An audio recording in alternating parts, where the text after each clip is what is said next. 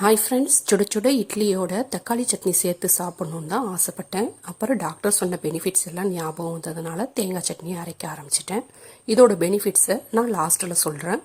தேங்காய் தேவையான அளவு சேர்த்து அதோட பொட்டுக்கடலையும் சேர்த்து ஒரு ஆளுக்கு ஒரு பல் பூண்டு வீதம் சேர்த்து எத்தனை பேர் கரைக்கிறோமோ அத்தனை பல் பூண்டு சேர்த்துக்கணும். ஒரு சின்ன துண்டு இஞ்சி, ஒரு பச்சை மிளகாய், தேவையான அளவு உப்பு, தேவையான அளவு தண்ணி சேர்த்து உங்கள் மிக்சி ஜாரில் எந்த ஆர்டரில் அரைப்பீங்களோ அதே ஆர்டரில் அரைச்சி திரும்பவும் தண்ணி சேர்த்து உப்பை செக் பண்ணிக்கலாம். தாளித்து சாப்பிட்லாம், தாளிக்காமையும் சாப்பிட்லாம். நான் தாளிக்காமல் செய்கிறேன்.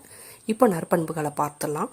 எல்டிஎல் அப்படிங்கிற கெட்ட கொழுப்பை அழிக்கக்கூடிய திறன் பூண்டுக்கு இருக்குது. ஹெச்டிஎல் அப்படிங்கிற நல்ல கொழுப்பை உற்பத்தி செய்யக்கூடிய திறனும் பூண்டில் இருக்குது. இதெல்லாம் பச்சையாக சாப்பிடும்போது மட்டும்தான் அந்த திறன் இருக்கும். எண்ணெயில் வதக்கி சாப்பிடும்போது அந்த திறன் அழிக்கப்பட்டு இருக்கும். அதனால தான் பச்சையாக சாப்பிடணும்னு சொல்கிறாங்க. கருவேப்பிலையும் பச்சையாக சாப்பிட்டா இந்த திறனெல்லாம் அதிகமாக செயல்படுமா. வாழ்வியலை மீட்டெடுப்பு.